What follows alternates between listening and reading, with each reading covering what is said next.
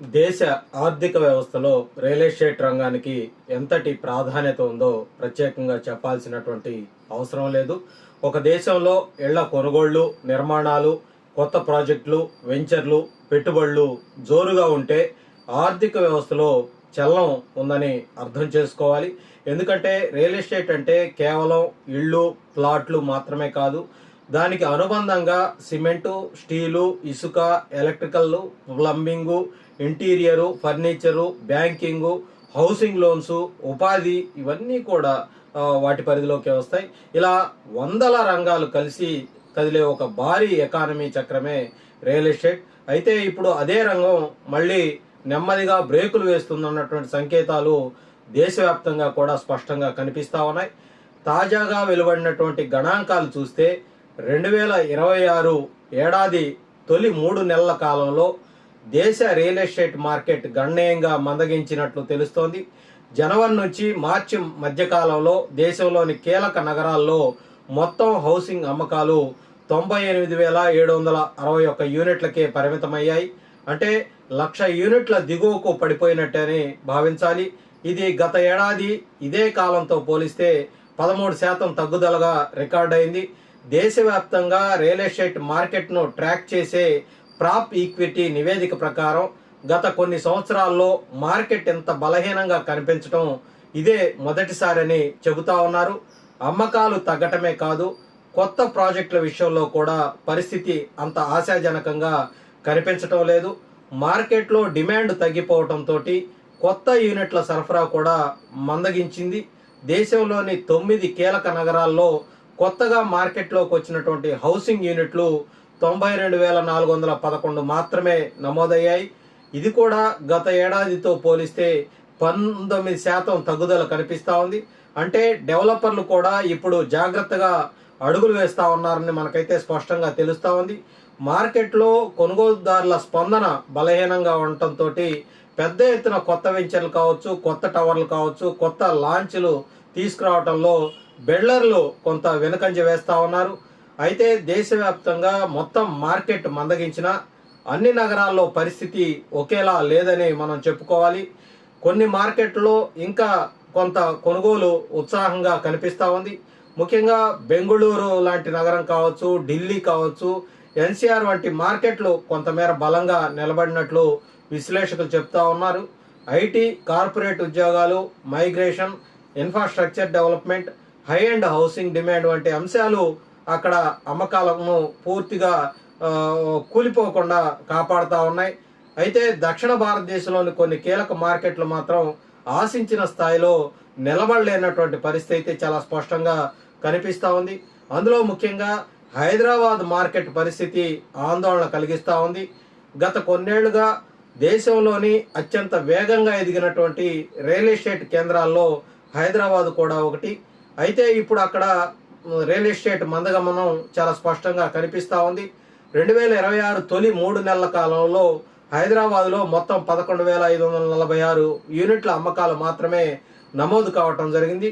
ఇది గత ఏడాది ఇదే కాలంతో పోలిస్తే 16% తగ్గుదలగా ఉంది.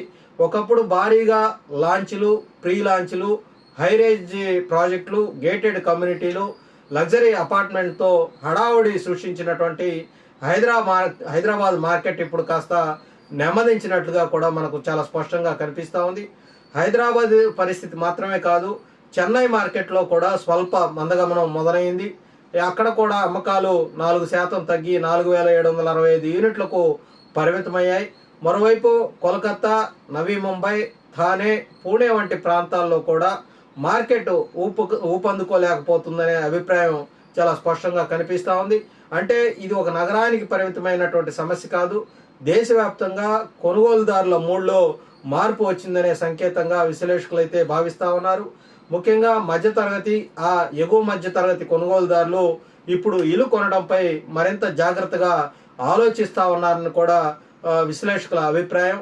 ఇప్పుడు అసలు ప్రశ్న ఏంటంటే ఈ మందగమనానికి కారణాలు ఏంటి? దానికి ఈ కారణాలు ఒకటి కాదు, అనేక కారణాలు కలిసి దీనికి కారణభూతాలుగా మారాయని చెప్పుకోవాలి. అందులో మొదటిది ధరలు. గత 2 నుంచి 3 సంవత్సరాల్లో దేశవ్యాప్తంగా హౌసింగ్ ధరలు గణనీయంగా పెరిగాయి. ఒకప్పుడు సాధ్యమైనటువంటి బడ్జెట్లో లభించినటువంటి ప్లాట్లు ఇప్పుడు చాలామందికి అందని ద్రాక్షలాగా మారిపోయినటువంటి పరిస్థితి.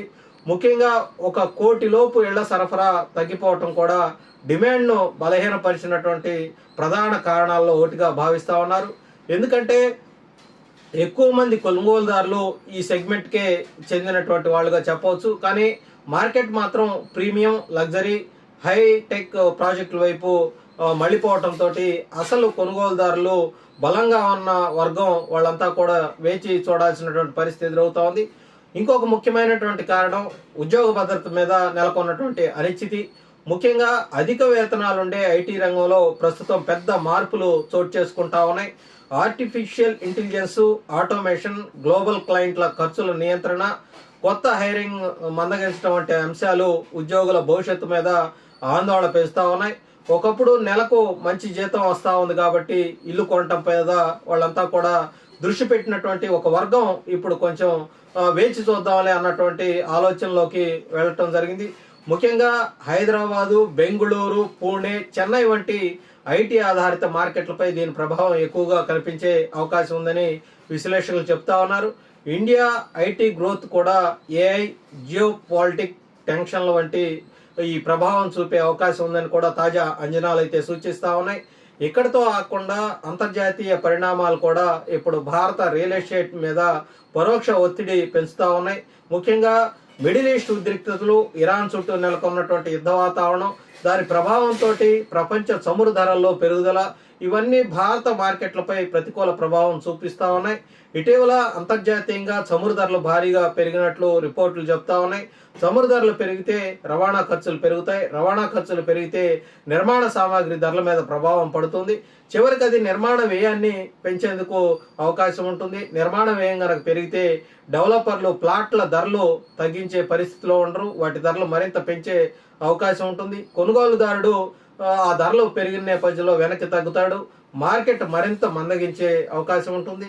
ఇదే చక్రం ఇప్పుడు చాలా స్పష్టంగా మనకి కళ్ళ ముందు కట్టినట్లు కనిపిస్తూ ఉంది.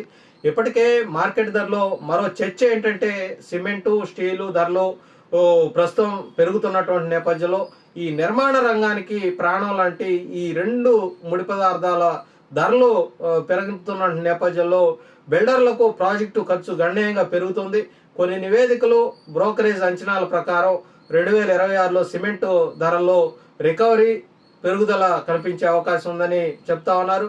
ఈ క్రమంలోనే సిమెంట్ ధరలు పెంచాలని కూడా కంపెనీలు నిర్ణయించడం, అదేవిధంగా స్టీల్, సిమెంటు ఉత్పత్తి దేశంలో కొనసాగుతున్నప్పటికీ ఇన్పుట్ ఖర్చులు, ఇంధన వ్యయం, సరఫరా ఒత్తిళ్లు ఈ నిర్మాణ ఖర్చులను పెంచే ప్రమాదం ఉంది. ఇది ఇప్పటికే డల్గా ఉన్నటువంటి మార్కెట్కు మరింత ఒత్తిడిని తెచ్చే అవకాశంగా మారే అవకాశం ఉంటుంది. ఇంకో కోణంలో చూస్తే రియల్ ఎస్టేట్ మార్కెట్ మందగిస్తే దాని ప్రభావం కేవలం బిల్డర్ల మీదే కాదు, సాధారణ ప్రజల మీద కూడా పడుతూ ఉంది. ఎందుకంటే నిర్మాణ రంగం దేశంలో లక్షలాది మందికి ప్రత్యక్ష, పరోక్ష ఉపాధిని ఇచ్చే రంగం అది. మేస్త్రీలు కావచ్చు, కూలీలు కావచ్చు, ఎలక్ట్రీషియన్లు కావచ్చు, పంబర్లు కావచ్చు, వెల్డర్లు కావచ్చు, ట్రాన్స్పోర్ట్ ఆపరేటర్లు కావచ్చు, చిన్న చిన్న మెటీరియల్ సరఫరాదారులు కావచ్చు, ఇంటీరియర్ వర్కర్లు కావచ్చు, ఫర్నిచర్ తయారీదారులు కావచ్చు, టైల్స్ వ్యాపారులు కావచ్చు, ఇలా అనేక రంగాలు ఈ రియల్ ఎస్టేట్ మీదే ఆధారపడి వాళ్ళంతా కూడా వ్యాపారాలు కొనసాగిస్తూ ఉన్నారు. ఒక ఫ్లాట్ అమ్మడం అంటే దాని వెనుక ఇంతమంది ఉన్నారు, అంత ఆదాయం వస్తూ ఉంది. అదే మార్కెట్ స్తబ్దంగా మారితే ఈ మొత్తం ఏదైతే ఈ గొలుసు చక్రం అంతా కూడా దాని మీద ప్రభావం అయ్యే అవకాశం ఉంటుంది. అయితే పరిస్థితి పూర్తిగా నిరాశజనకంగా అంటే అలా కూడా చెప్పలేం. భారతదేశంలో ఈ పట్టణీకరణ, కుటుంబాల విభజన, ఉద్యోగాల కోసం మైగ్రేషన్ వెళ్ళటం, మెట్రో నగరాల విస్తరణ, ఇన్ఫ్రా ప్రాజెక్టులు, హౌసింగ్ అవసరం వంటి దీర్ఘకాలిక అంశాలు ఇంకా బలంగానే ముందుకెళ్తా ఉన్నాయి. అంటే లాంగ్ టర్మ్లో రియల్ ఎస్టేట్కు డిమాండ్ పూర్తిగా కనిపించే పరిస్థితి అయితే లేదు, మాయమైపోయే పరిస్థితి అయితే లేదు. కానీ షార్ట్ టర్మ్లో మాత్రం కొనుగోలుదారుల నిర్ణయాలు కొంచెం జాగ్రత్తగా ఆలోచిద్దాము, కొంచెం కొనుగోలు చేసేందుకు ఆలస్యంగా నిర్ణయం తీసుకుందాం, అందుట్లో లెక్కలు వేసుకొని ఇవన్నీ కూడా వాళ్ళంతా ఆలోచిస్తూ ఉన్నారు. ముఖ్యంగా ఈఎంఐ భారాలు పెరగటం, ఉద్యోగ భద్రత లేకపోవటం, పెరుగుతున్నటువంటి ఖర్చులు, అంతర్జాతీయ అస్థిరత పరిస్థితులు, ఇప్పుడే కొనాలా లేదంటే ఇంకొంతకాలం ఆగి కొనుక్కుంటే మంచిదా, ఇవన్నీ కూడా వాళ్ళలో ఒక సందిగ్ధత నెలకొన్నటువంటి పరిస్థితి అయితే ఉంది. మొత్తంగా చూస్తే 2026 తొలి త్రైమాసిక గణాంకాలు దేశ రియల్ ఎస్టేట్ రంగానికి ఒక హెచ్చరిక సంకేతంగానే కనిపిస్తా ఉన్నాయి. అమ్మకాలు తగ్గాయి, కొత్త సరఫరా తగ్గింది, హైదరాబాద్ లాంటి కీలక మార్కెట్లు నెమ్మదించాయి, మధ్యతరగతి కొనుగోలుదారుడు వెనక్కి తగ్గే పరిస్థితి వచ్చింది. అంతర్జాతీయ పరిస్థితులు నిర్మాణ ఖర్చుల మీద మరింత ఒత్తిడి పెంచుతా ఉన్నాయి. ఈ పరిస్థితుల్లో రాబోయే నెలల్లో మార్కెట్ మళ్ళీ పుంజుకుంటుందా, అందుబాటులో ధరలు ఇళ్ల ధరలు సరఫరా చేస్తారా, కొనుగోలుదారుల విశ్వాసం పెరుగుతుందా, ఉద్యోగ భద్రత, నిర్మాణ వ్యయం నియంత్రణ, ఇవన్నీ కూడా ఈ అంశాలన్నీ కూడా కీలకంగా మారిపోతా ఉన్నాయి. చివరికి ఒక మాటలో చెప్పాలంటే రియల్ ఎస్టేట్ రంగం కేవలం ఈ ప్లాట్ల బిజినెస్ కాదు, దేశ ఆర్థిక వ్యవస్థకు ఒక ఊతం లాంటిది. ఆ అద్దంలో ఇప్పుడు కనిపిస్తున్నటువంటి చిత్రం మాత్రం జోష్ కంటే కూడా ఆచితూచి అడుగులు వేసే పరిస్థితి మార్కెట్లో ఉంది. అయితే ఇల్లు కొనాలనుకునే వారి లెక్కలు కూడా పెరిగాయి, అమ్మాలని చూస్తున్న వారి ఆందోళనలు కూడా పెరిగాయి.